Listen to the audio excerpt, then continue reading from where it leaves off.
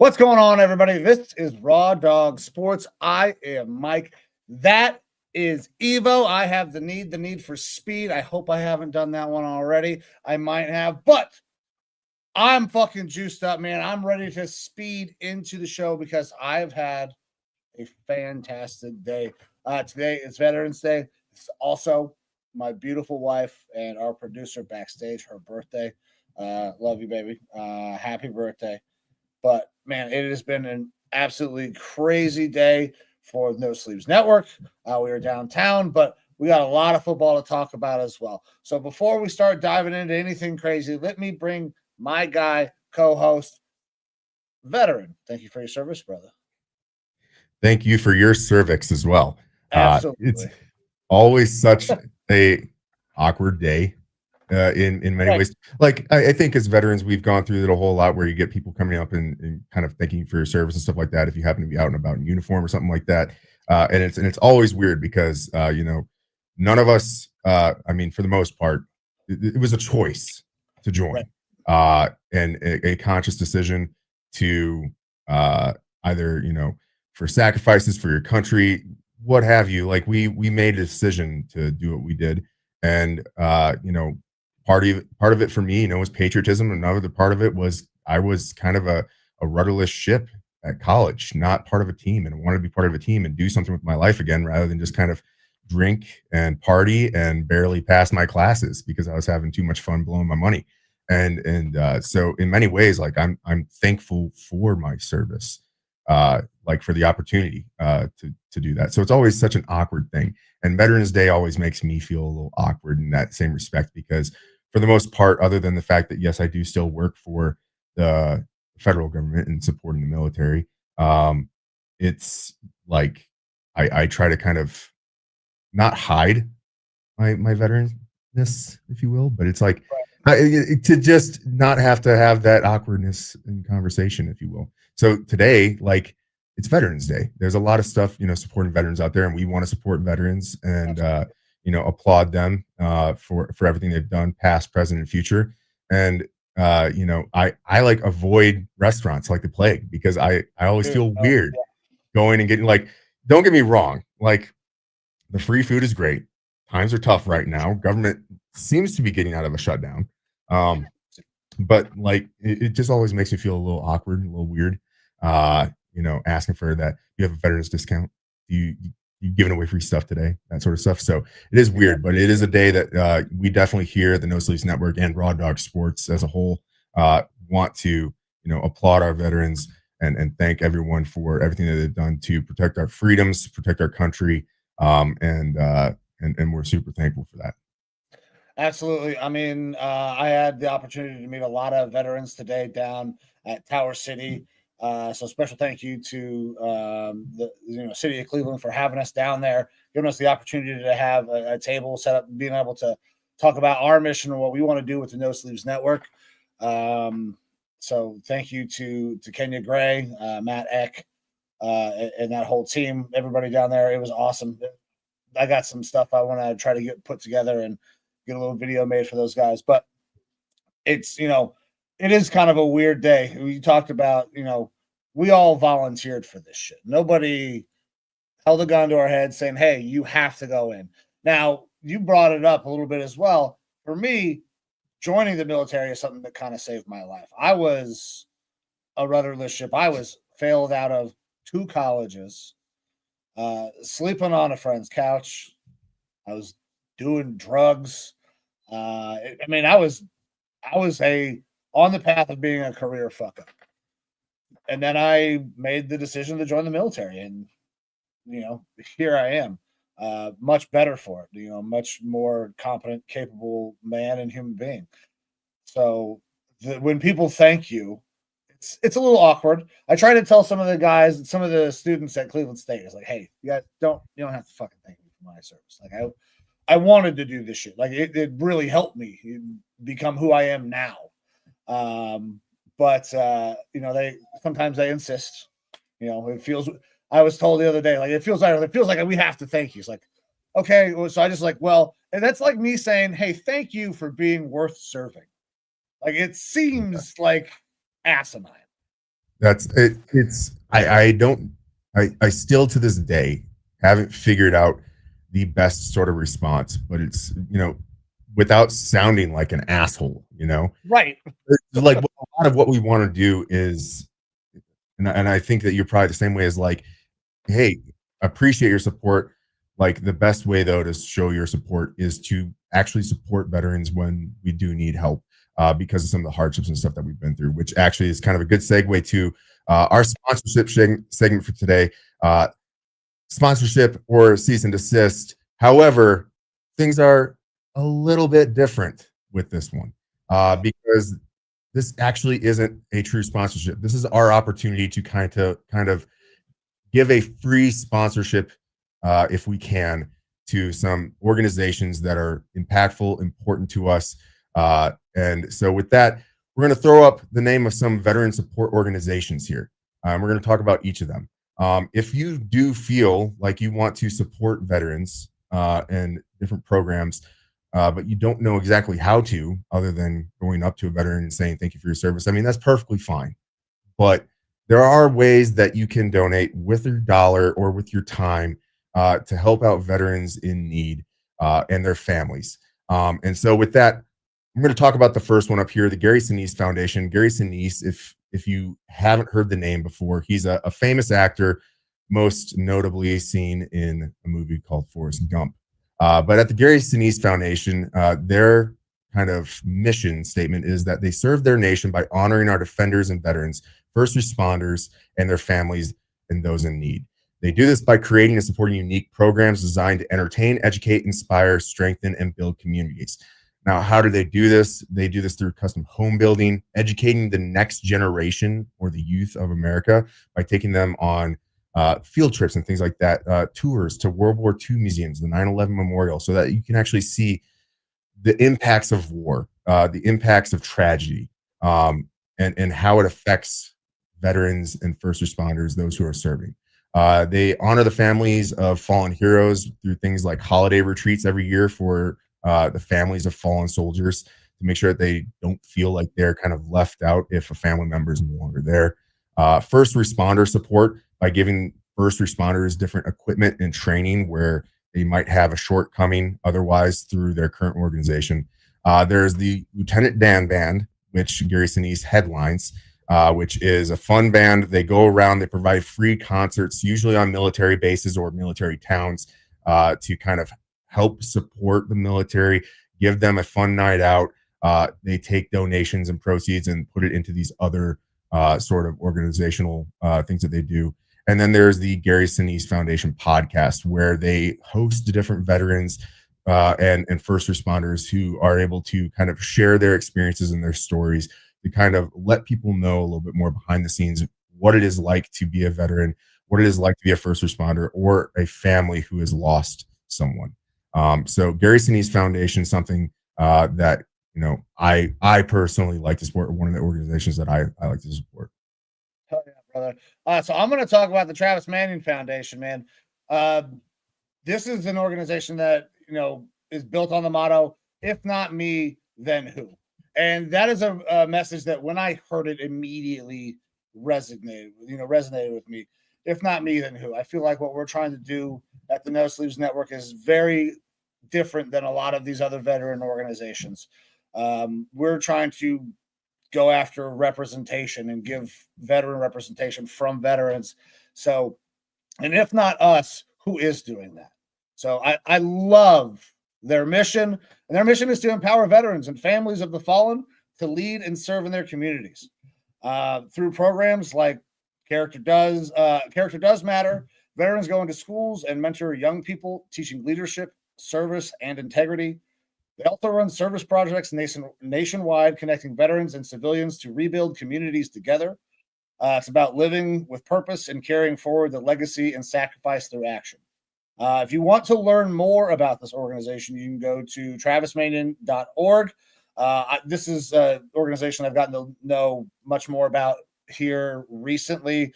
We've had a couple of tabling events at Trunk or Treat and today at the Veterans Parade here in Cleveland. So I really, really love what this organization stands for. And veterans have, a lot of leadership and skills that they can impart on the youth. One of the reasons I love coaching, man. So I love this organization. All righty. Next up, we have Jared Allen's Homes for Wounded Warriors. So Jared Allen, obviously a player that's near and dear to my heart, one of my favorite Vikings players of all time, just got inducted into the Ring of Honor for the Vikings and the NFL Hall of Fame. But something that I know I've talked about a little bit on this show is Jared Allen's Homes for Wounded Warriors. At Jared Allen's Home for Wounded Warriors, their mission is to provide critically wounded combat veterans with the opportunity to live comfortably and independently in specially adapted homes. They're committed to building mortgage-free, accessible homes tailored to the needs of each veteran, recognizing their sacrifices and enhancing their quality of life. Now, a lot of people think a veteran goes overseas and they get seriously injured, lose limbs, legs, eyesight, things like that. They can have a vast multitude of injuries that result from combat experience, particularly with IEDs and things like that, which have just been terrible for the veteran community. And people will think, hey, you come home and the military is going to take care of you, right? Well, the VA's job is to kind of do that, but they don't always provide the best service. There's been a lot of issues with the VA in previous years, and it's getting better, but it still doesn't bridge the gap.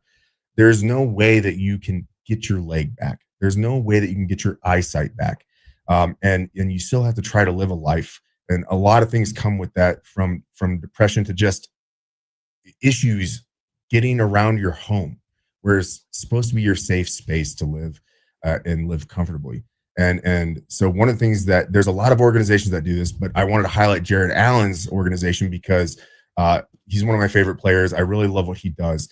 And they will go out there and purpose build a house for you. You can go onto the website and apply and tell your story and show your injuries and things like that. And they will purpose build a home for you and your family that will meet all the needs for your injuries.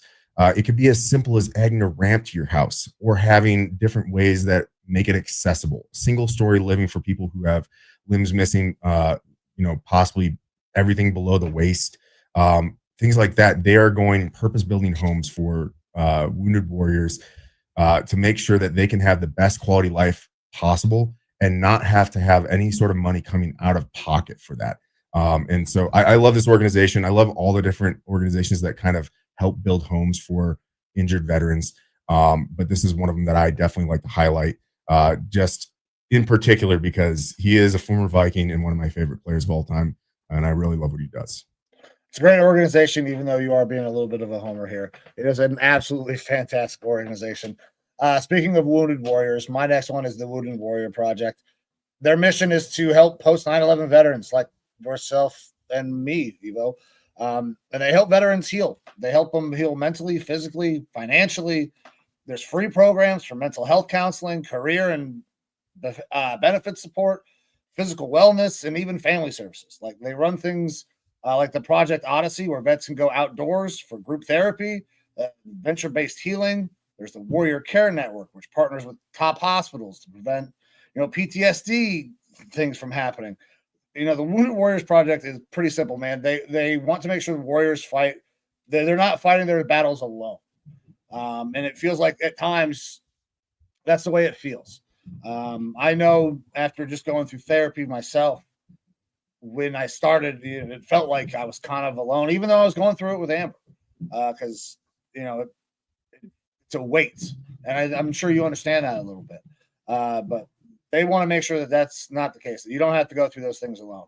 If you want to learn more about Wounded Warrior, you can go to woundedwarriorproject.org. All right. And the last one for me here, the Special Operations Warrior Foundation. This one's a little bit near and dear to my heart because I did spend time in the special operations community, so I feel a little bit drawn to this. The Special Operations Warrior Foundation, their enduring promise is to America's Army, Navy, Air Force, Marine Corps special operations personnel, and to honor the fallen in particular, and all Medal of Honor recipients by providing full education and additional opportunities, a cradle to career or preschool to college opportunity for the children of fallen soldiers, airmen, Marines, and special operators. So they use a comprehensive educational support system that is including but not limited to academic advocacy, preschool and private school grants, tutoring, support for students with disabilities, college readiness programs, full financial assistance for up to 4 years post-secondary degree, access to colleges, career transition programs, a commitment to covering educational costs of surviving children of special operations personnel whose spouses perish while the special operator is actively serving, while providing a variety of other practical programs and services. They also provide immediate financial grants to severely wounded combat veterans, the ill and injured special operations personnel who require hospitalization. This program was created in the 1980s. A promise basically was made due to, I believe it was 7 or 12, I can't remember which, special operators who died on a rescue mission. A promise was made that they were going to take care of their family, even though that they were going to be gone. And this is kind of carried through this program where, you know, it's one thing that kind of gets lost. Obviously, veterans come back different, right? And that could be in a variety of different ways. But a lot of people don't look at the effects that it has on the family. It's kind of sad to bring up, but you know, we got a little bit more in tune with it when we went overseas. What happens if I die? What happens to my family if I die? You know, we would have, you know, life insurance and things like that. And there's certain things that happen for spouses and family. But if you're living on base, like they get kicked off that base pretty damn quick. Yeah. Like the military separates the family really quick. And it's a really difficult thing to think about. You're going through probably one of the most traumatic moments of your life, losing a family member. And you have support structures, but it's not as easy, not as long lasting as you would like it to be. And so the Special Operations Warrior Foundation provides opportunities for those families to get a step up in life, whether it's through some of those grants, whether it's through education for the children, making sure that those families are taken care of after their warrior is gone. And that's a peace of mind that, you know, it's something that always kind of stuck with me whenever I deployed, was what would happen to those who loved me back home, that were dependent on me back home. How would my family be taken care of? And it's good to know that there's organizations out there who are kind of bridging that gap for those families. Man, I did not know about this one. That's a really cool foundation. And I love the idea behind it. When a family member is lost, the family is separated very quickly. And I don't think a lot of people understand that. It's kind of it can be cold a little bit. And I think people feel like it is cold. So having an organization like this that, you know, is helping, you know, at least some people get some help when bad things do happen, is fantastic. So I'm going to talk about my last organization here, Irreverent Warriors. This is an organization that we are very familiar with here at the No Sleeves Network and Raw Dog Sports. We've been very lucky to be connected with this organization for a while. Their mission is one that I love. They want to bring veterans together using humor and camaraderie to prevent veteran suicide. It's an exceptional idea. We always talk about buddy checks and those types of things. This is a legit show up and see your buddy check. You get to go out and have a hike. Even for me, as the fat fucker that I am now, getting out there and going for a walk and bullshitting with some people is exceptional. It's amazing, man. And those are the silky hikes, typically around 10 miles. So it's a hike. But man, the connections that you make while you're out there walking, you know, there's all sorts of different things. There's bad jokes, music, fucking everywhere, all different types, and people just mingling, having a good time. Some drinks, some cigars, some laughs, drinks, cigars, everything, man. It's so much fun. They do meetups, comedy nights, social events. Like we've done a couple of different things with them. I love this organization. I'm very happy to be connected with the Cleveland branch. We've also been able to go up. We've done some pro bono photography work for them here in Cleveland and up in Detroit. I'm also hoping to hit Pittsburgh in the near future when that comes back around. Because I love this organization. I love going out, taking pictures. I love doing the media stuff. That's what the No Sleeves Network kind of does. That is our mission, is to create media. And if we can create media and do things like that for the veteran community, I love being able to do that. So I love this organization. I'm so glad that we were able to be connected with them, and their mission of just getting people together is one that I'm fully in support of. And I think is a fantastic, very simple idea that really works. Yeah. And look, these are just 6 organizations. There's a ton of them out there. These are just 6 of our favorites and ones that we wanted to kind of highlight, give an opportunity to give up a little bit of our screen time. Obviously, we're 23 minutes into this and we haven't talked sports yet, but it's important to us. And look, if these are your brand, your cup of tea, and you feel like giving them a little bit of your money, we have the websites up there. They're pretty damn easy to Google and find. But if you have something else that you're more passionate about as far as a veteran organization, or you want to look for something else that kind of sits your fancy a little bit better, it's really easy. Get on Google, just search veteran support organizations, and you can start to do a little bit of research as to which ones are most credible, which ones actually put most of their money towards veterans rather than paying their staff and things like that, which is always a worry when you're donating your money. But by no means do you have to stick to like these 6. These are just some of them that we really wanted to highlight and that we feel tied to. But that being said, like, you don't have to. Don't feel like you have to go out and support any of these organizations financially. I know times are tough, but if you want to, there's opportunities out there. And as veterans, it's something that, at least, for me, I feel more comfortable rather than you having to come up and say, hey, thank you for your service to me. Thank others for their service. Some of those who have paid the ultimate sacrifice, some of those who are in physical and mental hardships for the rest of their life. There's good ways to give back to those who gave everything for this country. And shameless plug, the least you could do for us as the No Sleeves Network and Raw Dog Sports, you could give us a follow, a like, a share, subscribe to our stuff, and check out the NoSleevesNetwork.com. We put a lot of our content on there. Mike just wrote a new great piece that is up there right now. But by all means, if you want to do just a little something today, liking our video here helps us with algorithms. Sharing this with some friends, letting them know that we're out there, we would be very appreciative of that. Absolutely. Evo, very well said, man. I don't have anything to add there. With that, let's transition into what I know most of the people who watch the show have come here for. You taking your shirt off.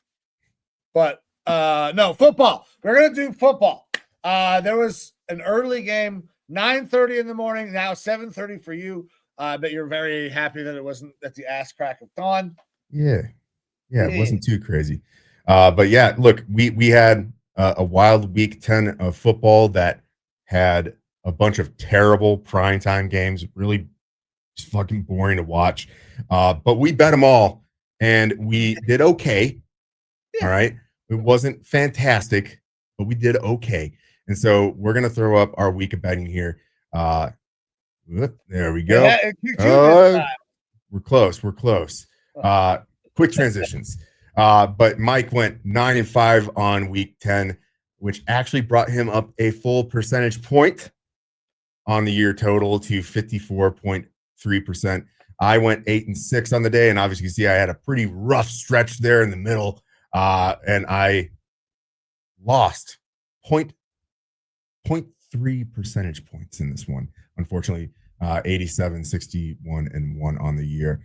Some crazy games. We had some relatively big blowouts, especially more towards the afternoon. But we're going to get into each of those games today. You ready to break them down, Mike? Oh, yeah, brother. Let's do it. Let's get into the first game. It took place out in Germany. Falcons and the Colts. Colts come out on top in overtime. It takes them all the way to overtime to get this thing done. Jonathan Taylor has an absolutely banner day. This is, him coming back out saying, hey, I'm still in this MVP conversation. Got shut down for a week. He's right back to it, man. You go for 244, 3 tuds. I mean, you're having just an unbelievable fucking game. The Falcons kind of stayed in this thing, though, because there were some mistakes by the Colts. Daniel Jones is still playing a little loose at times, but they did rein him back in a little bit more. 32 carries from Jonathan Taylor to kind of just really ride that hand. So you don't have to have Daniel Jones go win you the game. Something that we talked about in the lead up to this thing. Did you see it? I mean, what is your assessment of this game? I think Michael Penix played like shit again, but I mean, that's a really good Colts defense that had the addition of Sauce Gardner, and the Falcons lost Drake London. Yeah, it was it was a pretty damn close matchup. Obviously, it took it to overtime, but at the end of the day, the Colts kind of took a shot to the mouth last week, took another right hook this week, and were able to still stand in there and recover. And a lot of that was on the back of Jonathan Taylor. Like you said, 244 yards, but that was just on the ground. He put up another 42 yards through the air, and was just instrumental in this. Had the longest run for a Colt this year. I believe the longest run in the NFL this year. A fantastic game. There's 2 names right now that are in the discussion for MVP in the league, and only one of them is a quarterback. Jonathan Taylor right now is probably right there at the tippy top for me, because people keep on saying like, oh, it's cut and paste from Saquon last season, Jonathan Taylor this year. It absolutely is not. He's on pace for more yards and way more touchdowns. Yeah, he's having one of the best running back seasons we've ever seen. So that shouldn't be glossed over at all. The addition of Sauce on this defense was kind of minimal. Obviously, he gave up a bad touchdown in the game, slipped, and that's easy to point out. He also was there for a couple days before having to travel overseas. And they did kind of talk, we said in our show previously that we thought he would probably end up just sticking to the number 1 receiver, Drake London. And they actually spoke about that before the game. That was their basic intent. But you can only do so much with that. As he grows in this system, starts to understand the nuances, it'll only get better because we know how talented it is. Awesome game from the Colts. A good one from the Falcons, too. I agree with you. Penix did not look fantastic in this one, especially as usual when he got moved off of his spot. We saw a lot of ball sailing or being dirted. The accuracy definitely goes down when he's moved off of that spot. What really did help them quite a bit, though, was leaning more into that run game with Bijan. Actually got him going again. 17 carries, 84 yards, and then another 4 yards through the air, which isn't enough because he's a good receiver. But it's not the type of performance that you really want from Bijan. You want more. And I believe a big part of that is because they get in the red zone and they immediately take him out. I'm getting flashbacks to the Kenneth Walker Charbonnet situation. Yeah. They take him out and they put Tyler Algier in there. Tyler Algier goes. Algier's a big back. Yeah, 57 yards, 2 tuds. And I get it. He's definitely a good change of pace thumper type of guy. But, especially from a fantasy perspective, we want to see a little bit more from Bijan. Sure. I mean, you of course want to see more. You want him in the end zone. Now you're getting catches. I mean, but he didn't really get too many catches in this game. He was kind of been a no factor a couple weeks in a row, and that puts the onus on Michael Penix. And I don't think he's capable. 3 weeks in a row. Oh yeah, 3 weeks in a row. Yeah. I don't think he's capable of lifting that team up just yet. I'm not saying he's not ever going to be capable, but right now he's not there. The Falcons fans who were like, "Oh, we just got better. This is going to be a better year because Michael Penix is starting." It's not like that. The 3 starts he had last year were cool, but he's so raw still. He was always a raw prospect. I hope for their sake that he gets better. Falcons fans, I told you. Fucking told you. Yeah. Look, props to that Falcons defense. They definitely showed up in this game, though, and did a pretty good job of thwarting one of the best offenses in the NFL right now. Next up, we had the Giants and Bears. Bears get the win. At the end of the game, they come back, get the win 24-10. Giants had it and lost it. And this is the second time that the Bears have, I shouldn't put it that way. This is the second time that Russell Wilson has gotten a coach fired in recent memory, because Jackson Dart goes out in this game with his fourth concussion, and Russell Wilson goes in instead of Jameis, and that was the kiss of death for Brian Daboll. Yeah. Rough one there, because I think both you and I have thoughts about Daboll, his ability to develop quarterbacks, and we liked what we have seen from Jackson Dart, and do you really want to rip that away? But at the end of the day, the record kind of speaks for itself over the past several years. It is a tough situation to be in. They are keeping Joel Shane there to start looking for that new head coach. My issue, and I thought he was going to be a good GM, I think that he has made some serious gaffes, some serious flaws in roster building. Getting rid of your best player in Saquon, not correctly developing around a Daniel Jones, who's obviously shown that he can be a pretty damn good quarterback.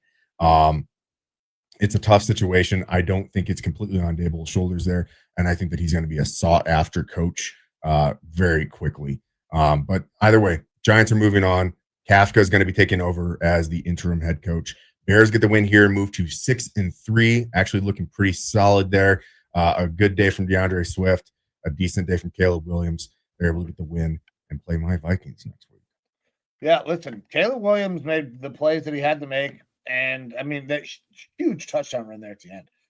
That's a big baller play, like just sticking that out, getting the end zone, and coming back. I mean, they had to fucking score 14 points to come back and win this thing.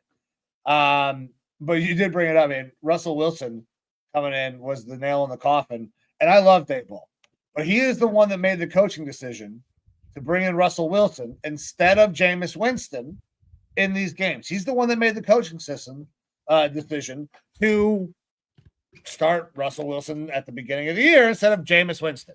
Kiss of death, man. Kiss of death. Like, so that is on Daboll because he made that decision. Russell Wilson should be cut. I don't know what's going to happen. But I mean, who are they going to start? They're going to start Russell Wilson next week with Dart on a concussion. They've seen that script. Why not give Jameis a shot to go out there? Are they going to fall into tank mode now at 2-8? It would be easy for them to do so. We'll see. We don't know if Jackson Dart is actually going to be out or not this coming week. Obviously, if he's good to go, that changes the script entirely. I have to be in agreement here. Like with Kafka in there as the interim head coach, I would be like, it's my choice. I'm starting Winston. Don't let fucking Russ anywhere near me because that guy's bad news bears. Yeah. And in reality, Tommy DeVito is still around town there. Just cut fucking Russ Wilson. You're going to lose a little bit of money, but he's not doing any positives for your team outside of maybe mentorship of some sort in the coaching room or something like that. Get the GM fired too, because he's the one that gave him the fucking contract to come in there and compete. Yeah. But like you have an opportunity to bring in a good vibes guy, something that's going to help your quarterback room be a positive place in DeVito. And I think that he provides, like Tommy DeVito provides you a better opportunity to win than putting Russ out there. So you put James out to start and you have DeVito in your back pocket if Dart is not able to go. That's the route I would go. But I'm not an NFL GM. I'm not an NFL head coach, so I'll go fuck myself. Yep, I understood. Yeah, that's exactly what's going to happen. Good win for the Bears. You guys got a tough matchup coming up. Ready for the next one, brother? Yes, sir. All right, so I got Bills, Dolphins, and this is a fucking shit show game. Did not go our way. I don't think it went almost anybody's way. Bills lose 13-30, and they looked awful, basically throughout. Devon Achane had himself a hell of a day, 174 yards, 2 touchdowns, 6 catches, 51 yards. Very similar to what we saw with Jonathan Taylor, and this team came out with a win. Are we concerned with the Bills? Are we concerned especially with that Bills run defense? You get into the playoffs, that's the part of your defense that really has to be good because everybody's going to be trying to run the ball. If they're smart, I mean, unless you want to think to the Ravens, was it last year throwing the ball 50 fucking times with Lamar Jackson? Yeah, I'm a little concerned at this point. We've seen 3 losses from this Bills team. For the most part, they've been the teams that they really shouldn't have lost to. Josh Allen still goes out there and throws for 300 yards, a tough interception, but they didn't get the run game going. And receiver wise, like I still feel like this team is lacking a true good receiving core. Like there are nice pieces. Khalil Shakir is a very nice piece, but I don't want him as a number 1 or number 2. He's fitting in that number 3 role. Keon Coleman is not even like he's a number 3 to 2 fringe. Yeah, he's a boomer bust 3 based on touchdown. Yeah, and then Dalton Kincaid, Dawson Knox, those are good tight ends. Hawes even as a 3rd tight end, I like that. But you're not getting anybody on the receiving side of the ball that is feeling threatening. Like we're not, other than the fact that that Josh Allen can be a prolific passer, I'm not threatened by any of those receivers. You're not having anyone that's creating openings for any of those guys who are your number 2s and number 3s or your good tight ends. So like I feel like it was a big missed opportunity. Apparently they did try to make some moves before the trade deadline. Jalen Waddle they went for, but were rebuffed. Yeah, and they offered quite a bit, it sounds like, for him. But first rounder next year. Yeah, and I believe a 3rd. But either way, like that's one of the big failings of this team on offense. And then the defense, which has typically been really good for this Bills team, their run defense is just atrocious. They seem really gettable. And this is a vibes killer. Sean McDermott's going to get this team back on track mentally, I think, in the week. But at the end of the day, like skill-wise, they are lacking in that run defense. You can't be giving up 174 yards on the ground to one guy on a team, 197 rushing yards total.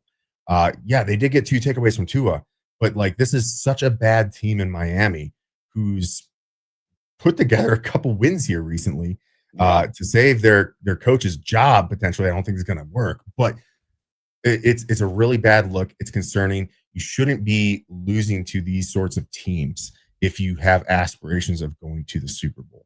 Like you can have bad weeks, but those bad weeks should still put you head and shoulders above a Miami Dolphins. So I am a little bit concerned right now. It'll be interesting to see how they kind of rebound and try to fix their situation. So you have to wonder if the roster construction is terrible and why Brandon Beane did not go out and try to. I mean, I understand they went and tried to make a move, but you got to come home with something. You can't come home with nothing, especially if you think this team is going to potentially compete for a Super Bowl, like you said. They don't have a number 1. They don't. I'm not even sure they have a legit number 2. Shakir is good as a slot. Like if you wanted to play him exclusively out of the slot and have him on the field all the time, I think that would be great. I think he could probably thrive there. But I mean, if they don't have a dude that you go out there and you line him up and he wins his route against anybody in the league. They haven't had that since Stephon Diggs, first year? And then that relationship started to sour very quickly. Yeah. So, I mean, they got to figure out something. They have got to address that and their run defense. Now, I think the injuries up front have really fucked that run defense even more so. I mean, losing Ed Oliver is huge. So that is going to continue to hurt this team. There's no other help on the horizon, though. The trade deadline is gone. They are what they are. They're just going to have to get better or start scheming things up to stop the run. Yeah. I really would have liked to have seen them take more shots in the draft as well. Looking back at the draft here, I'm just kind of rolling through it. There's not a ton of like great options, like where they were picking in the first round. They would have had to move up to get one of the more premier guys. But even so, like you got guys in the 2nd and 3rd round who right now are kind of buried on depth charts on teams, but have some upside, like most notably being Luther Burden. Higgins down there in Houston. Jaden Higgins was a 2nd round pick and they could have gotten him. And I think that he's shown up okay. And he has the potential to fit into that kind of number 2, maybe number 1 wide receiver role. And he would have been an upgrade, I think, over some of the guys that they have. But after recently taking Keon Coleman higher, and kind of seeing what his ceiling, I believe, is. Like it concerns me a little bit. Like Jalen Noel was a 3rd-round pick, and he's shown up in some games for the Texans as well. Like I would have liked to have seen them get a little bit more aggressive to support that offense through the draft. And that's something that we've kind of been banging the table for. And I don't think that they're going to be able to overlook this coming offseason. Yeah, they're going to have to address it in some fashion, but yeah. I don't know. Yeah. I don't know if it's going to happen this year. I'm excited to go and watch the Bills take on the Browns later in the year because I got tickets to that game. My brother-in-law is going to be out here. He's a huge Josh Allen fan, so he's a de facto Bills fan now. But it should be a good time. Very nice. I would love to beat the Bills. Hopefully, Josh Allen is still playing, and they're playing for something at that point. With a bad run defense and Quinshon Judkins, it sounds like a match made in heaven. Now, quick sidebar thought: the videos of Mike McDaniel driving past that Bills bar there in Miami. Yeah, like I respect. It's not AI. It's definitely him. Fucking like of all of his bad responses in press conferences where he's just not willing to admit anything and he just keeps throwing AI stuff around. Like, look, I respect it. Like, fuck it. You got to take your wins when you can get them. You got to win that day. You might as well drive by and fucking, see how you've affected the community, I guess you can say. Right, yeah. I kind of respect it for a guy who doesn't have a whole lot of wins this year on and off the field. Next up, Baltimore Ravens came into Minnesota versus my Minnesota Vikings. We dropped one to them, 27-19. And feels like another game that we beat ourselves. And I know that it's a very kind of optimistic kind of view for my Vikings, but man, Vikings community right now is in turmoil because after 4 games of JJ McCarthy, they're saying fire the GM. JJ McCarthy's not the guy. Fire KOC. Look, crazy talk. Like people need to take a step back and put this in perspective. We're so used to immediate gratification in this society. If we only looked at the top fucking 4 or the first 4 games for a lot of quarterbacks, you wouldn't have a Matthew Stafford, you wouldn't have a Peyton Manning, you wouldn't have a lot of these guys. He's a 22-year-old quarterback who's basically in his rookie year, and that rookie year has been fragmented by injury, both to him and by the guys around him, specifically his offensive line. Watching the game through the scripted plays, I was like, shit, it looks like he's going to have a pretty fucking good day. After we got out of the scripted plays, that's when things started to unravel a little bit. Now, we had 2 bad interceptions in this game. One of them, the first one, I truly believe that McCarthy should have it was a 3rd and short. He had wide open middle of the field and stepped up in the pocket and decided to throw it deep to Jefferson, which typically is a good play, right? But he probably should have just ran and gotten the first down, continue fighting, or live to fight another day. I do put that one on him. The second one, he throws the ball, and Justin Jefferson gets tripped up after the ball is already released on a deep shot. That's a tough situation. It sucks. I don't put that on McCarthy. If anything, I would put it on the play call at that point. Because Kevin O'Connell basically had said, like, hey, we were going to go for it on 4th and 1 if that play didn't work. And I get that mentality. But it's tough to put, like, I don't put that on JJ McCarthy. I put that on the play calling. We should have either ran it or we should have hoped that Justin Jefferson kept his feet. He's one of the best receivers in the league. You normally expect that. It was also just a very awkward game for Justin Jefferson. Like, he seemed out of it. Like, he didn't want to be playing football that day, which is absolutely uncharacteristic of Justin Jefferson. You saw that on interceptions where he just kind of was lollygagging around afterwards, even though he was the closest Viking to the guy who had intercepted the ball. Right. And there's probably frustration and stuff in that, and I get it, but that's not the norm. So people shouldn't act like that is the norm. I'm seeing calls to see how can we trade Justin Jefferson this offseason. Get the fuck out of here. You aren't a true fan. You're a fucking idiot. Plain and simple. But the big story of the game, other than those turnovers, is the penalties. Like, insane amount of penalties. The most false starts by a team, I believe, since 2000 in their home stadium. That shouldn't be happening. That's bad. Everything that I've seen, all the press conferences, all the pundits trying to break it down, no one can figure it out because it was a lot of your star guys that were doing it. Christian Darrisaw, Brian O'Neill, Justin Jefferson, false starts that were very uncharacteristic. There was talks about like the Ravens were simulating the snap count a little bit, but at the end of the day, that's football. Like, yes, it's a rule that you're not allowed to do that, but if it's happening, you got to fucking find a way around it. That's just uncalled for. It can't be happening. It happened so many times that it put us so far behind the ball that it's tough for any team to overcome that. And then some bad special teams turnovers. Look, at halftime, the Vikings were winning this game 10-9. The defense played pretty fucking good for the situations that they were being put into. A couple things go different. You take away those penalties out of the game and keep the turnovers, and I think we got a shot to win this game.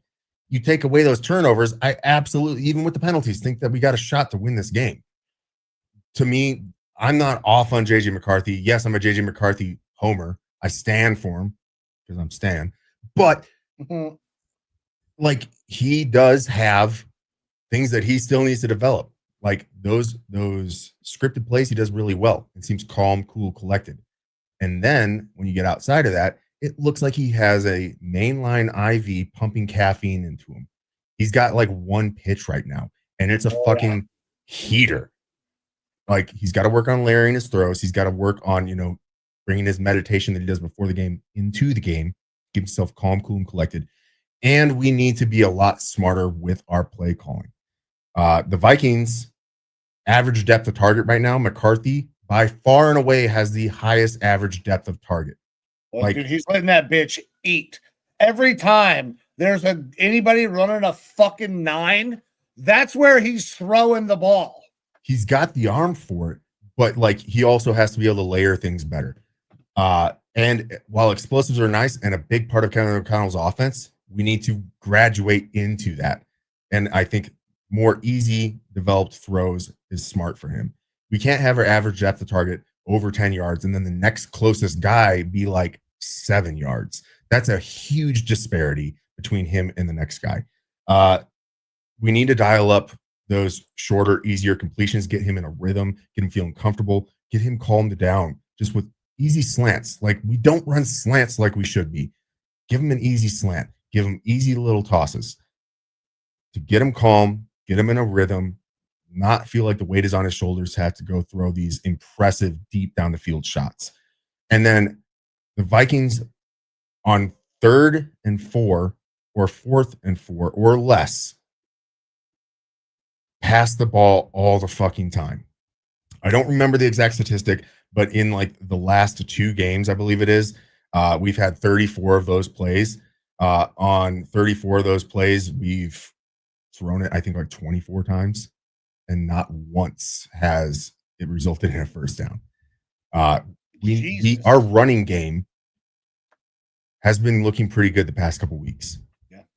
Aaron Jones, as old as he is and as injured as he has been like a godsend. He has provided a bolt of lightning to this team. We need to use that. We can't be only giving him, I think, 14 touches. That's receiving and running the ball. We just paid a decent contract to Jordan Mason. You need to be willing to feed him the ball a little bit more. I know it's not KOC's type of thing. He likes to throw it first, but we do have to take a step back right now with a rookie quarterback and take what's given to us. If you have a short yardage like that, don't be afraid to run the ball. Like, we're not that far away from actually doing good things with this team. It's a talented roster. The defense is holding up. We got to get JJ calm down, give him easier stuff, and run a little bit more of a conservative offense. And I don't think that we're going to be that far off. Like, this game against the Bears that we have coming up is going to be very telling because they have a bad defense right now. They have one of the worst pass rushes in the league right now.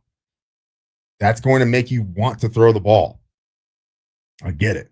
But like, we're going to have to settle things down. This game, look, a decent game by the Ravens, but this was also, I believe, Lamar Jackson's worst game as far as completion percentage over expected in like 3 years. Like, Brian Flores' defense did a decent job of containing him until they started getting too far out ahead.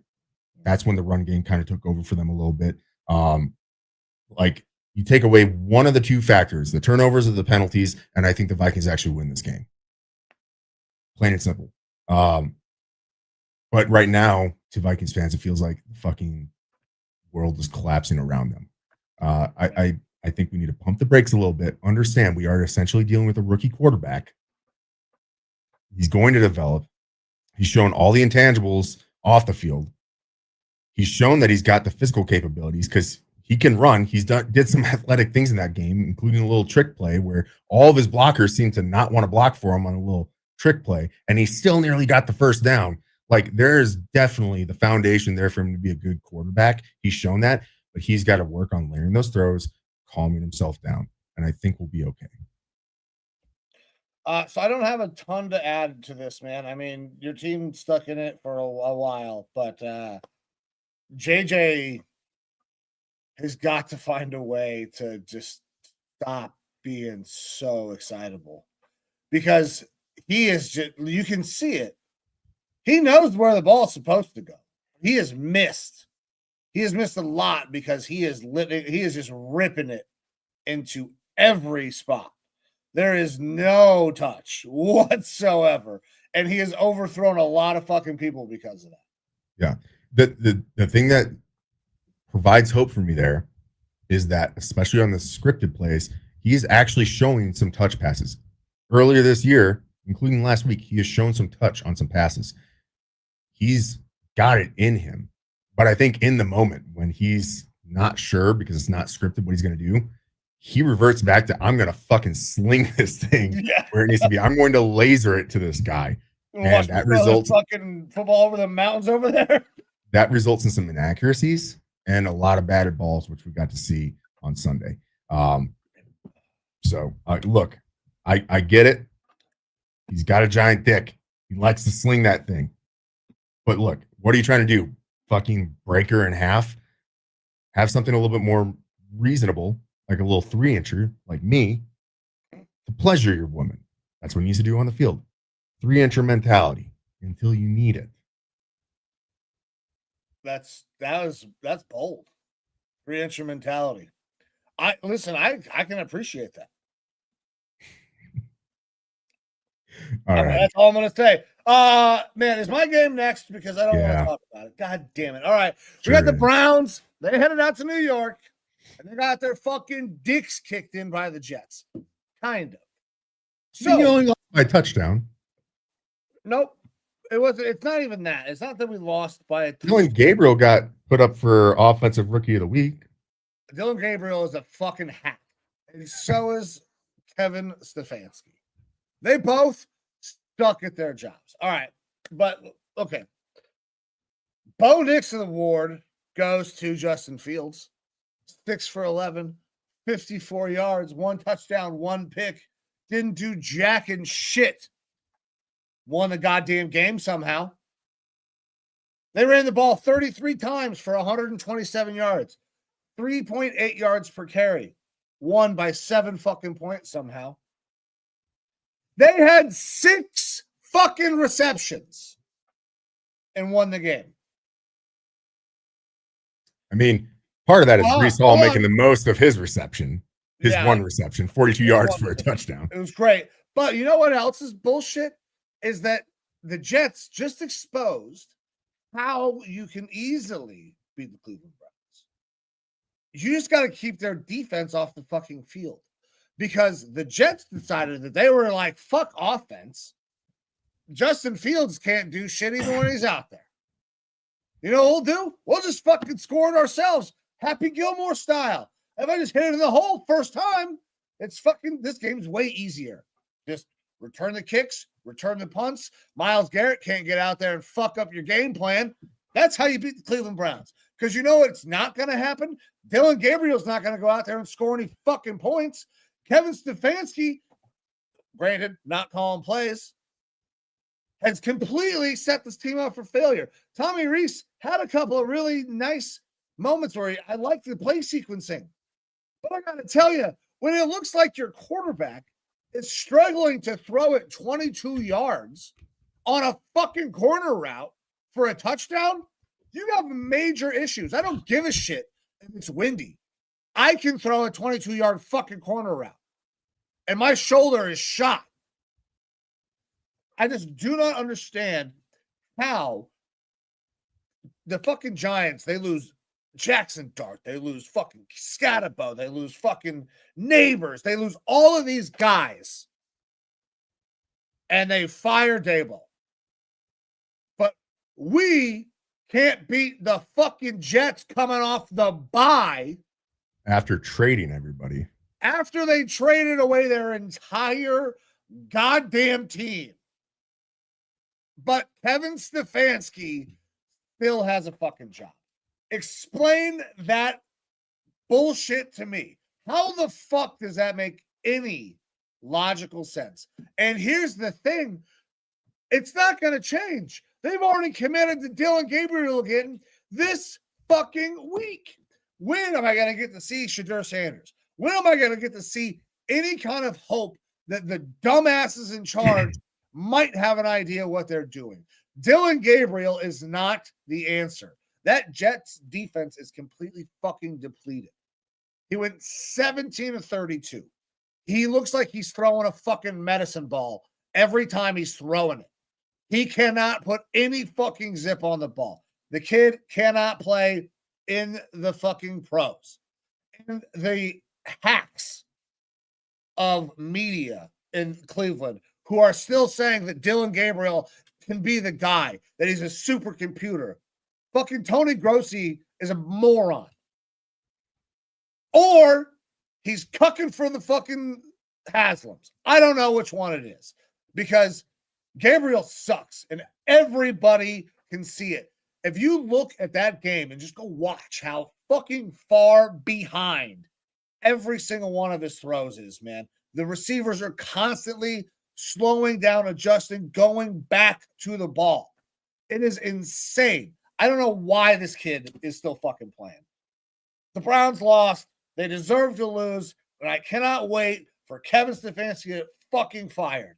By the way, Malachi Corley probably had one of the coolest touchdowns possible from a great play design and play call.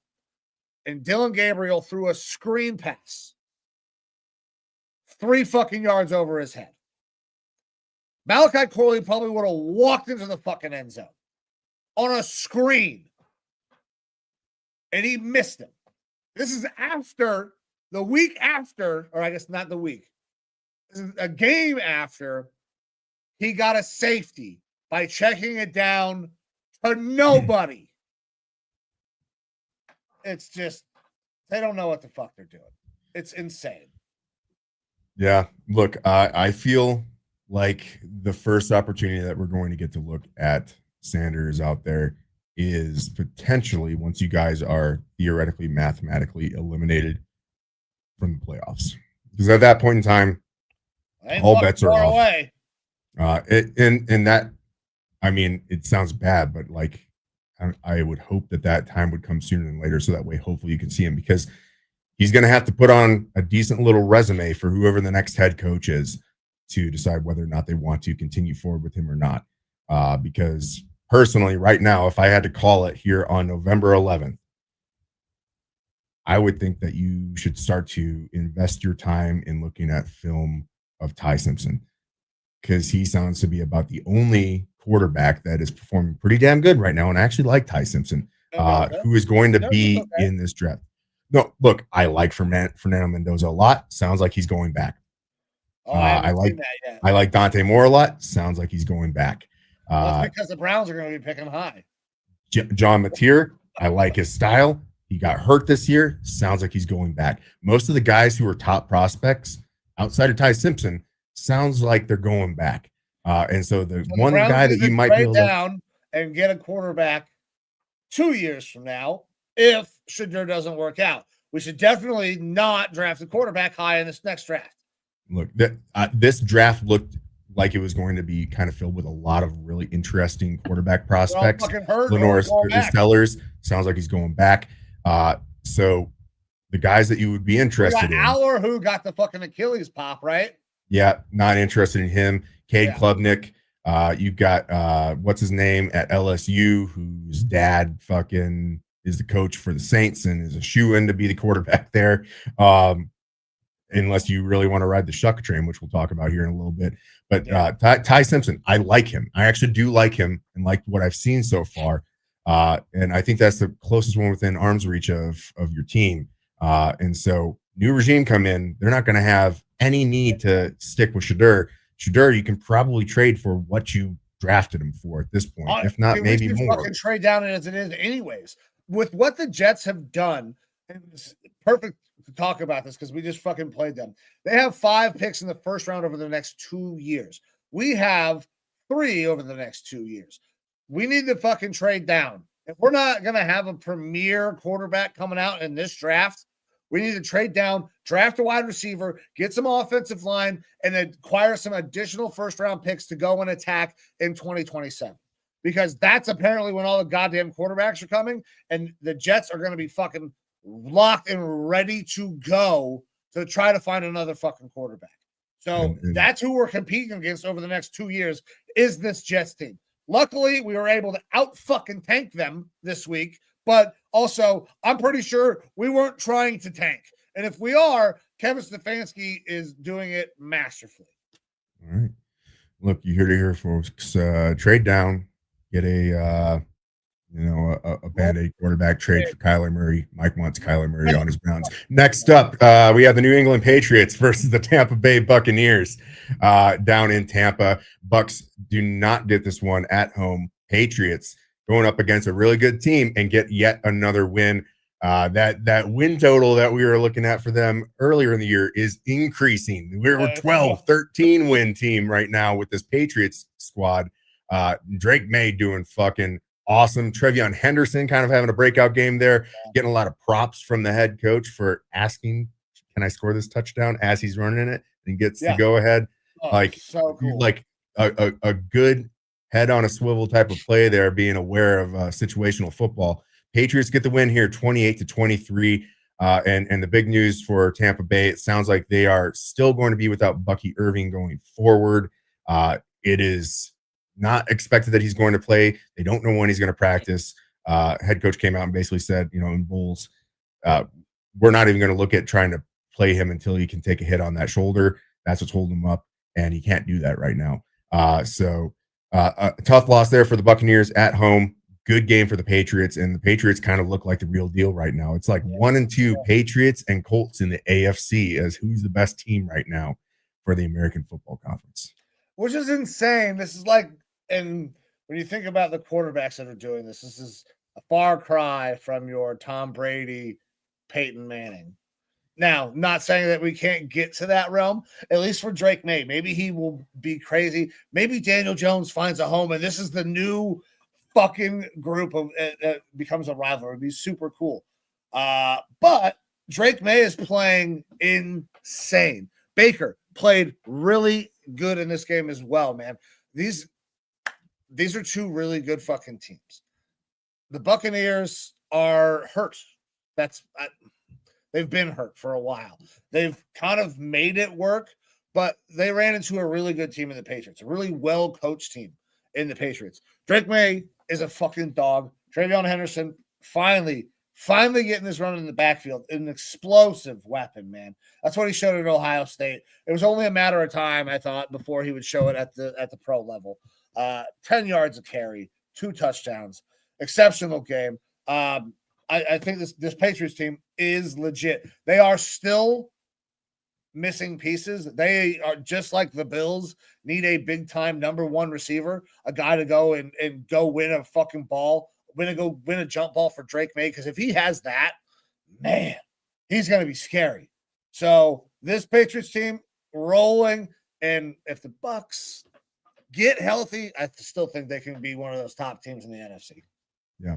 Hey, shout out to a guy that I really liked in the draft process, Kyle Williams from, I believe, not Western Kentucky, so Washington State, I believe.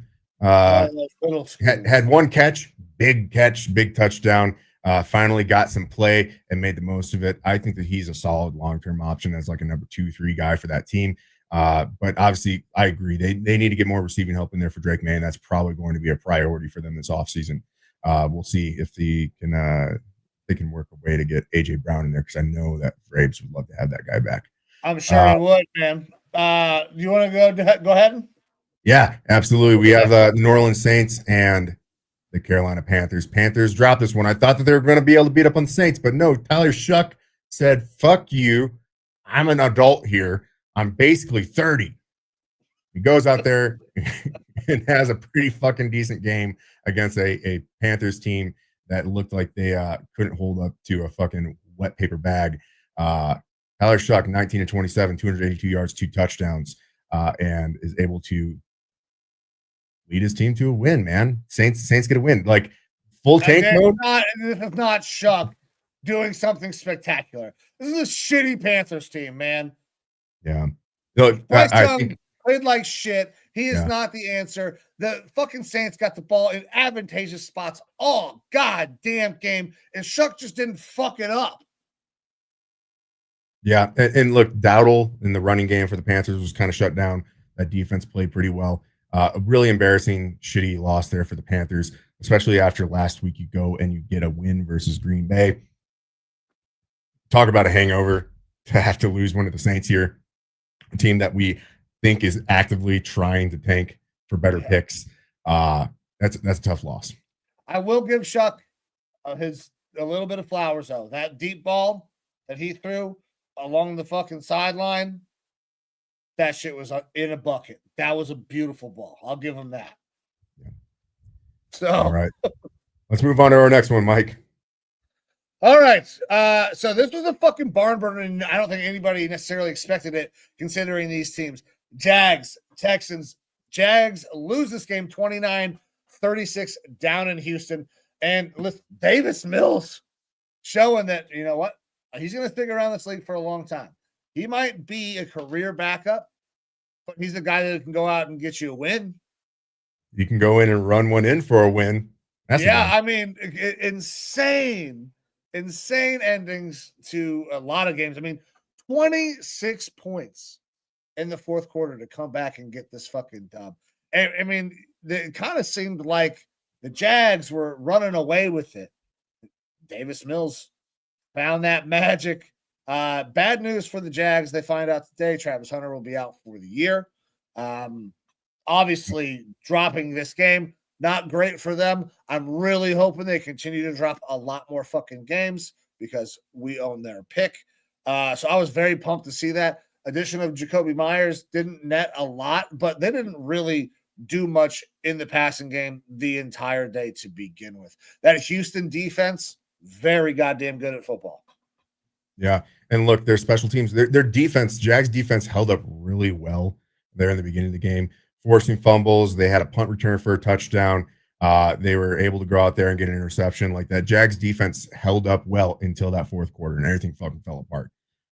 So that Jags team, it's a tough one for them. And they do seem like they're kind of be in that middling spot, which I still feel is like kind of what you expect or had hoped for high end from getting a new head coach in there with a team that needed a lot of help. Yeah, for sure. All right. Next up, Arizona Cardinals go into Seattle versus the Seahawks. And as soon as they step foot on the field, they get their dicks completely smashed in. Yeah. 21 points in the first quarter from the Seahawks. Fucking outstanding defense by the Seahawks. They're able to go out there and really take the Cardinals out of their game, and it was basically lost from that point on. The Cardinals were completely behind the 8 ball. Another 17 points in the second quarter. This Seahawks team basically had to do nothing on offense in this game to make it an easy win. Sam Darnold, 10 completions on 12 throws. One of those was an interception. The other one was a big touchdown.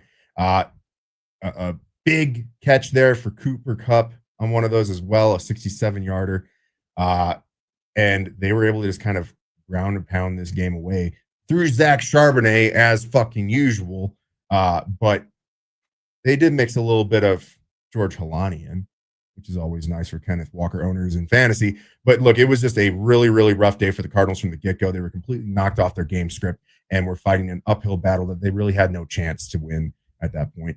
A big day from Seattle, specifically on the defensive side of the ball. Yeah, for sure. Didn't Kenneth Walker just get a new contract with them as well? I believe so.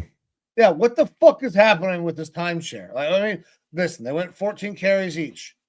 Charbonnet did have a little bit better day. Whatever. But dude, the people on TikTok had a field day because we were wrong almost immediately because we took the Cardinals plus the points. And I think on a normal day, that bet's probably pretty good. However, when you get fucking raped right out the beginning, you get 2 defensive touchdowns from the same goddamn guy. I mean, yeah, you're right. We fucked up. We were wrong.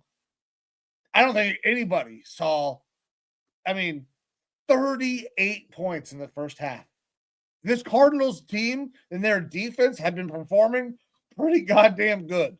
This was just that they jumped on them quick and, really didn't look back. They didn't have to do shit in the second half. They just had to hold on. Yeah. Yeah, DeMarcus Lawrence, have yourself a day.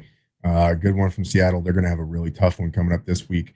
We'll talk about that on our Saturday show, though. Next up, Rams and 49ers, Mike. Rams get the win here. A resounding win, 42-26. Thoughts on this game? Mac Jones is there going to be a conversation? I know everybody keeps saying no. Brock Purdy's more talented. God damn if this offense doesn't, look really good at times with Mac Jones. That being said, the 49ers defense, you give up 42 points. Matthew Stafford is fucking incredible.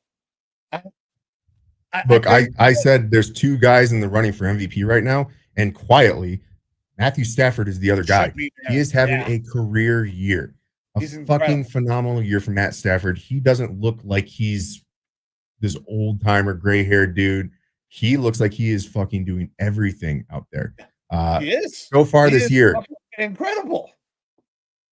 67% completion, 2,400 yards, 25 touchdowns, 2 interceptions, a average passer rating of 114.8. He is, again, kind of quietly, because the Rams aren't being talked about a lot, having the best year of his career and is a top 3, if not number 1 quarterback in the NFL right now.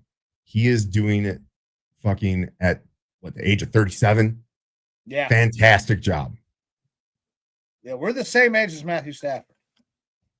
He's doing it way better than we are. But I don't 280 and 4 touchdowns in this game. And he's insane. Another 2 on the ground. He distributed the ball to so many guys, but everybody is still getting their share. Like Devontae Adams has been a fucking huge addition with Puka Nacua. Like that's a better combo than Cooper Kupp was. No disrespect to Cooper Kupp, but those type of those guys work really, really well together because one of them you're going to have to double or bracket. There's so many different things that this offense can do, and they proved that. They ran the ball 30 times. They had the ball so fucking much. I think this 49ers team is good. I think Mac Jones has played really good where a conversation could be had that maybe Mac Jones is a better option going forward. It'd be really hard to get out of that Brock Purdy contract. But when you look at what he did, man, he's one of the main reasons that they were kind of in this game for a long time. So I think the 49ers are going to be okay. The Rams are going to run away with this division. Well, they might not. Seahawks. No, that's right now. The NFC West, I think, is the best division in the NFC, and they have the top 2 teams: 1A, 1B, Seahawks, and Rams. And I think that there is a decent step down from there to talk about the Eagles or something like that. Like, Tampa Bay is going to be in the mix. I think the world of them, but like. It's those 2 teams right now that are really charging forward with this NFC, both playing in the same division. Yeah. And that 49ers team is no slouch. They lost this game. That sucks. we both picked the Rams because they're a fucking wagon right now, and it's led by Matthew Stafford. So not down on the Niners, but fucking Rams are exceptional. Yep. Who do we got up next, Mike? All right, our Sunday night game, I think. Nope. One more afternoon game. Oh, we do have one more afternoon. One more afternoon game. We have the Lions taking on the Commanders. Lions get a huge dub. 44-22. Commanders struggled to stop the run. Most people do. Jahmyr Gibbs had a fucking banger game. Jared Goff had a banger game. This was the Lions going out and proving that they can score a lot of points. Interesting tidbit about that. Dan Campbell apparently said, I'm calling the fucking plays. I don't like what's happening here. I know we can score a lot more. Give me the fucking play sheet. And if they're going to put up 44 points, Dan should call more goddamn plays. Now, granted, it is against the Commanders. Nice way to get your feet wet, though, Dan. I think that's awesome. They are really good at football, especially when Jared Goff is on. Jared Goff, we have seen him have bad days, but when Jared Goff is on, it makes everybody else better. If he can throw it, Jahmyr Gibbs is going to find massive lanes, and he is fast as fuck. And he will take one to the house. So, look, I said it going into this game that the Commanders were walking into a fucking meat grinder. Yeah. You had a pissed off Lions team coached by a coach who likes to get pissed off in Dan Campbell and fucking get into his fucking player's ass. And we knew what was going to happen this week. It was going to be a, hey, show them who the fuck we are type of week. And they fucking absolutely did that. Jahmyr Gibbs, 3 touchdowns on the day, 142 yards on the ground, and then another, what do we have here? 30 through the air and a touchdown. Huge day for him. David Montgomery, as a backup, had himself a decent day, 15 carries and 71 yards. And then, yeah, Jared Goff, 25 of 33, 320 yards and 3 touchdowns. Like, they went out there, and the defense performed pretty fucking well, too. Because, yeah, they gave up 22 points, but they held that Commanders team to 93 yards rushing between 3 running backs and their quarterback, their backup. The Commanders definitely look like they're out of it right now. But this was a terrible spot for the Commanders to walk into. You have a very good team that is going to prove why they're a very good team after a pretty shitty loss at home. Like, this was bound to happen. It was written in stone. Yeah, it was an absolute ass whooping. Marcus Mariota needs to stop fucking jumping. The next time he jumps, and listen, I'd never root for injuries. I don't want anybody, but I hope the next time that he thinks he's going to hurdle as a quarterback, that somebody just runs right fucking through him. You're a quarterback, Marcus. Slide, dickhead. Like, just fucking slide. We get it. You're fast. You're not hurdling over these NFL defenders. And guess what? They're not going down with you. They're just going to let you go either slide or wait for your dumbass to jump. Stop jumping. All righty. Next up, Sunday Night Football. A snooze fest. Steelers, Chargers. At the end of the first quarter, the score was 3-2. Believe that. Yeah. Fucking wild. The game ended 25-10 with the Chargers getting the dub here. But it was pretty damn boring, especially up until that fourth quarter. Look, the Chargers, like I expected, are the better team here. But damn, they do not look the same without those tackles. Like, not having Joe Alt, not having Rashawn Slater, having Mekhi Becton have a pretty bad year where he can't fucking stay off the sideline because, I mean, I get it. You're nearly 400 pounds. Like, it's tough for a musculoskeletal system to be able to support that frame. But, like, he's not having a year at all like he did with the Eagles last year. It was tough sledding for this Chargers team. But still, I feel like they're more talented. They were able to get the dub here, 25-10. And Aaron Rodgers. The better quarterback won. Yeah, Aaron Rodgers sucks. Man. And here's the thing. The time bomb has finally been set. Because this is multiple weeks now with just bad shit going down. This is a ticking time bomb. It is only a matter of time before this motherfucker goes off. And it started, and I'm so excited for it, dude.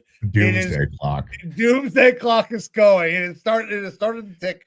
Aaron has talked about his performances and how it's got to be better.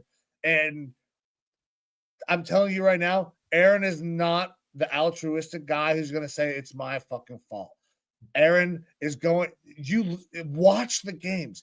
He is constantly yelling and screaming at somebody else for fucking up, and it's never Aaron's fault. He is going to implode this goddamn Steelers locker room, and I'm so excited for it, bro. It is finally started. I'm here for it. It's easy for the broadcast crew because they know have a camera hard panned, zoomed in on Aaron Rodgers' face after every play because you're getting a lot of the great lip reading from he overthrows DK Metcalf and he's fucking cussing someone out.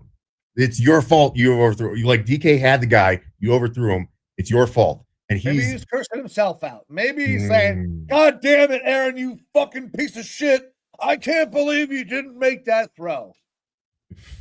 I'm pretty sure he said, what the fuck are we doing? Not what am I doing? What the fuck are we doing? You're not playing good football. You haven't played good football since the second to last year that you were in Green Bay. You've been washed since. Like every now and then you'll get a semblance of like, hey, there's some of the arm talent that Aaron Rodgers had before. Yeah. But like that's because he's a like high tier NFL quarterback from his past and has that in him. He's going to have that in him probably for the next 20 years. Won't be playing football, but like I bet you could put a shitty piece of shit human like Brett Favre back out there and he could fucking sling the ball, do some crazy shit still. Doesn't mean that he's a good quarterback in the NFL. And Aaron Rodgers is not a good quarterback in the NFL. Also a piece of shit human being. And yeah, the doomsday clock is set for the Steelers team. They get a little bit of help. They make a signing of Asante Samuels Jr. today, add him to the practice squad. Not super surprised by that because his spinal fusion surgery that he had, which is a major fucking surgery, we'll see how that works out, was performed by the team doctor for the Pittsburgh Steelers. So after a little tour of 6 different teams, working them out and everything, he ended up eventually signing there with the Steelers to their practice squad. And they could use an injection. They could use an injection of youth, but it's only making that NFL's most expensive defense a little bit pricier. Yeah, well, they need the youth because their corners can't run with anybody. Now, I don't know how Asante Samuel Jr. is going to do after the spinal fusion because you're absolutely right. That is a massive surgery. That's the same shit that Tiger Woods had, and it prevented him from swinging a golf club. And Asante Samuel is going to go out there and tackle other human beings who are professional athletes. I wish the best for him. Look, I think that he's very talented, but you've seen him in the past, I believe, like 2 years when he's been very injury prone. One of the specific ones was his spine injury, where he is good in coverage, not a willing tackler, and if he can stay on the field and ever get back to kind of what he used to be, that's a good get for the Steelers team. It's a good get for any team that was able to get him. He can't tackle though. He won't. And that's you're asking a lot. You're asking a lot from a guy who had spinal fusion. Yeah. And that's crazy that he's going to go out there and play defensive back in the NFL and he's going to tackle people. I mean, they must have done some spectacular shit with that spinal fusion. And look, one of the places that he went and visited on his little tour was with the Vikings, and the Vikings basically had some internal people speak to the media under condition of anonymity, and they said, yeah, his medicals actually check out pretty good. So that, wish the best for him. I understand. I got back issues up the ass. Health-wise, I hope he's great. I hope he sucks ass for the Steelers, though. Nothing personal, but he plays for the Steelers now. Look, as a guy with back injuries, I've looked at spinal fusion, and I said, fuck no. I'll go through the fucking pain, the muscle relaxers, the not being able to get out of bed, fucking having back spasms, falling off the toilet while trying to take a piss or shit, and over a spinal fusion surgery. And I'm 36 years old. He's in his early 20s. Like, that's a tough one. And I hope that he's able to recover and get better. But yeah, you're asking a lot from a guy who had this surgery in the last 6 months. Yeah. I just had producer Amber rub me down because my back is shit. Actually, I need one of those after we're done with this. My back is fucking killing me. Yeah, happy birthday, Amber. Yeah. Front and back rub. Don't worry. I'll rub you too. Anyways, we got one more game to recap, brother. You want to take it away? Yeah, absolutely. So our Monday night game that just happened last night, another fucking phenomenal watch. Eagles, Packers. Two of the teams that are supposed to be kind of the class of the NFC right now. And maybe their defenses were because there was fucking no offense for an entire half. 0-0 at halftime. And then we just had some shit play after that. Eagles get the win, though, 10-7, despite them trying their damnedest at the end of the game to fuck it up. I believe it was also bad lip reading. Sirianni going for it on a 4th and 8, barely across the 50-yard line, and them not completing a deep pass, saying, "What are we doing? Why would we do that? Or what was I thinking?" It was something along those lines, but it was a really fucking stupid decision. And Jordan Love was able to almost cost them the goddamn game. Yeah, they were able to get the team down close to McManus's range, 64-yard attempt.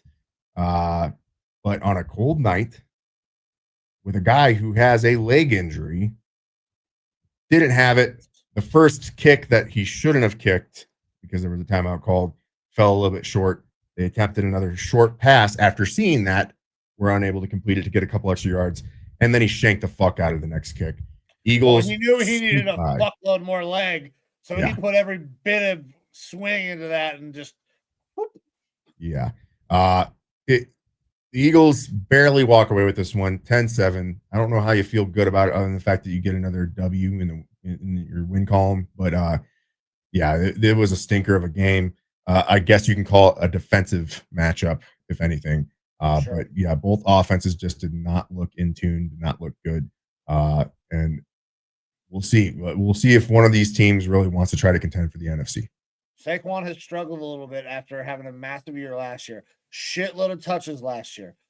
Watch that next year, fantasy, with Jonathan Taylor, because he's going to continue to get a fuckload of touches, especially with Daniel Jones.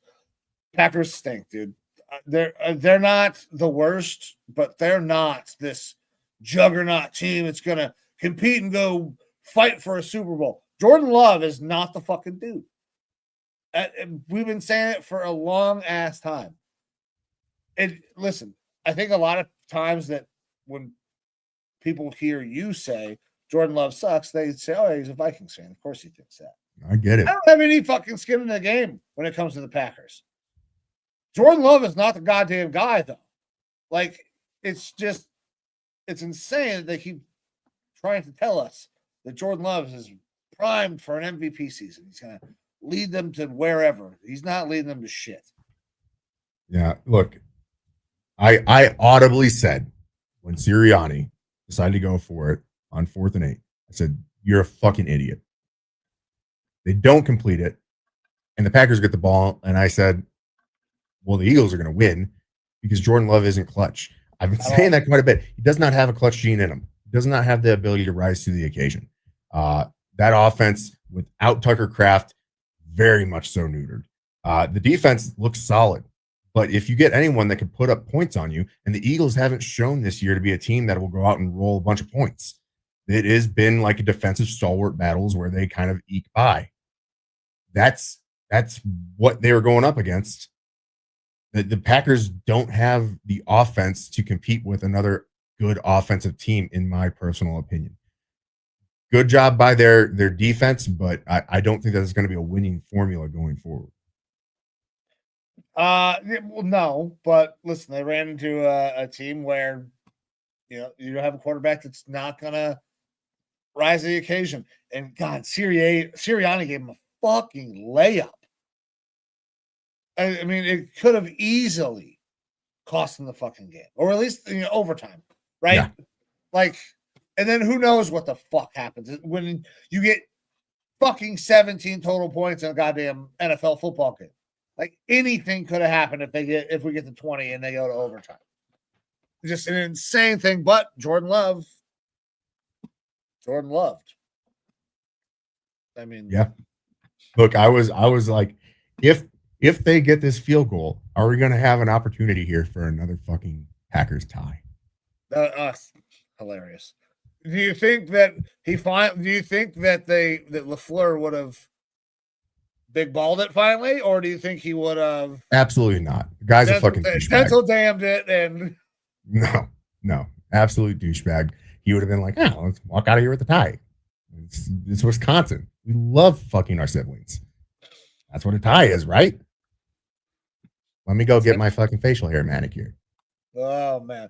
All right, brother. That wraps up all of the games from Week 10, but we got a game to talk about because Week 11 is just a couple of days away. You ready to take it away, brother? Yeah, absolutely. So, according to FanDuel, not a sponsor, absolutely could be. Well, they've had some issues lately.